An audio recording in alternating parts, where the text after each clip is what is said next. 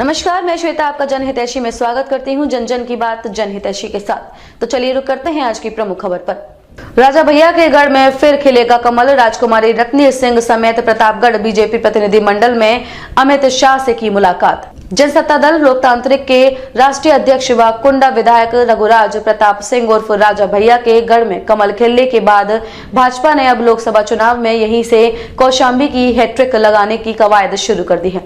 पिछले सप्ताह नई दिल्ली में गृह मंत्री अमित शाह ने कौशांबी लोकसभा सीट से कुंडा और बाबागंज विधानसभा के पार्टी के पदाधिकारियों से मुलाकात करके इसके संकेत दे दिए हैं।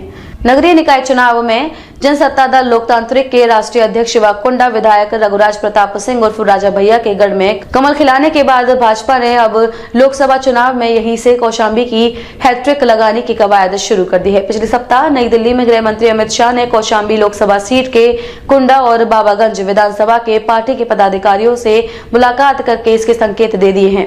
कौशांबी सांसद विनोद सोनकर समेत पदाधिकारियों से मुलाकात के उपरांत इसको लेकर सियासी गलियारे में भी चर्चा तेज हो गई है।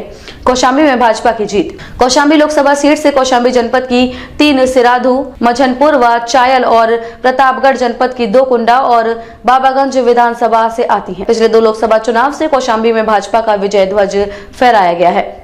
पार्टी अब 2024 के लोकसभा चुनाव की तैयारियों में भी जी जान से जुटी है। पार्टी दावा कर रही है कि इस चुनाव में वह उत्तर प्रदेश में 80 और 80 लोकसभा सीटें जीतेगी। ऐसे में एक एक सीट के लिए जीत का समीकरण बैठाया जा रहा है। इसीलिए कौशांबी लोकसभा का महत्व और भी बढ़ गया है। 2022 में विधानसभा चुनाव में भाजपा के हाथ से कौशांबी जनपद की 3 विधानसभाएं निकल चुकी थी।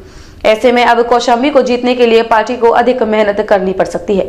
इसकी कवायद दिख भी रही है। इसके साथ कुंडा और बाबागंज विधानसभा पर भी नजर है। 2009 में जीते थे रघुराज के करीबी शैलेंद्र कुमार। परिसीमन के बाद 2009 में जब लोकसभा चुनाव हुए थे तो कौशांबी लोकसभा सीट से सपा प्रत्याशी शैलेंद्र कुमार जीते थे। उन्होंने बसपा प्रत्याशी गिरीश चंद्र पासी को हराया था। शैलेंद्र रघुराज प्रताप के एक बहुत करीबी है, इसीलिए उन्होंने चुनाव जीतने में कड़ी मशक्कत नहीं करनी पड़ी है। 2014 के लोकसभा चुनाव में भी सपा ने शैलेंद्र कुमार को अपना प्रत्याशी बनाया था, लेकिन वह भाजपा प्रत्याशी विनोद सोनकर से हार गए थे।